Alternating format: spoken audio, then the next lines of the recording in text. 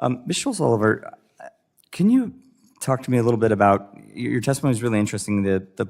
My sense is that the problem is not necessarily in the language of ITARA, but the way that it's being implemented by the BIA. Is that a fair characterization?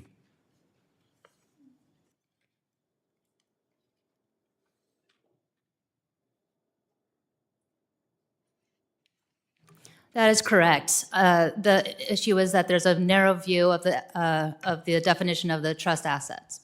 Do you know why that would be? Or is there a reason given, I should say?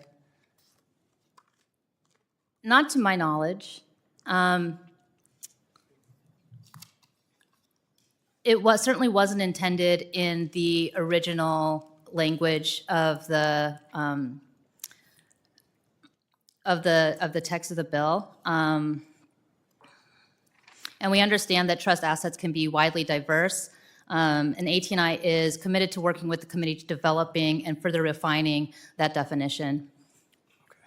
So part of that suggested fix might be making it clear what the definition of those assets is then, that it's broad, that it's not necessarily narrow as the BIA seems to have interpreted it. That's correct. Okay, thank you. Mr. Kuppelman, you mentioned that ITARA was intended to empower tribes. I think that's right. That's a great point, but it seems to not be doing that with two exceptions here. One of the things that you mentioned was that there's little knowledge of ITARA, and that many tribes are unaware of those opportunities that comes with ITARA. And then, of course, as we're hearing today, those who are aware of it and do apply face lots of confusing and unnecessary restrictions. What should Congress and the Department of the Interior do to improve outreach with respect to ITARA? Is there a role that could be done there to let tribes know that this is an option? I think every region, if you could hit your mic real quick. every region within the timber area should be notified where there's caucuses of tribes that come together to be informed of what exactly ITARA is, what its intent is, how all these tribes see it moving forward. I think that's the best way to get the word out and to get some feedback from tribes on how it should work. Mr. Kuppelman, if you could change, two or three things about ITARA, just if you could insert the language in the statute or direct the BIA to do two or three things, can you name two or three things just off the top of your head that would be most useful, most productive? Well, I think the first thing is follow through. I know we have ITARA, and the follow through on the side of the BIA to ensure that it's getting done and passed down to tribes would be the first thing. The second thing is to work with tribes on creating the best format so that tribes can succeed with this. The third thing is ensuring that the dollars to manage and do this work that was formally done by the BIA be